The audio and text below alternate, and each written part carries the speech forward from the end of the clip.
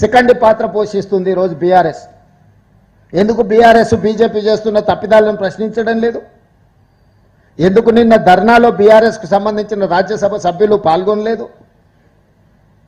ఇక్కడికి రాకపోను మేము చేసిన ధర్నాను అవహేళన చేస్తారు. తాటి చెట్టు అట్లా పెరిగితే కాదు, ఆవగించంత అవగాహన కూడా ఉండాలి. చెట్టు లెక్క పెరిగితే ఏం ప్రయోజనం లేదు సమాజానికి. ఆవగింజంత అవగాహన ఉండాలి. మమ్మల్ని బలహీనం చేసేటట్టు, మా చేతులు కట్టేసేటట్టు వ్యవహరిస్తుంది బీఆర్ఎస్ తప్ప బీసీలకు ఏమైనా మద్దతుగా నిలబడదామనే సోయే లేకుండా పోయింది. ఈ నేపథ్యంలో బీజేపీ బీఆర్ఎస్ ఏ విధంగా అడ్డుకుంటుండ్రో, ఏ విధంగా బీసీ రిజర్వేషన్లను 50% మించకూడదు అని చట్టం చేయడం ద్వారా బీఆర్ఎస్, 42% బిల్లులను ఆమోదించకుండా బీజేపీ, వీళ్ళిద్దరూ బీసీ ద్రోహులుగా, బీసీ వ్యతిరేకులుగా తెలంగాణ సమాజం భావిస్తుంది.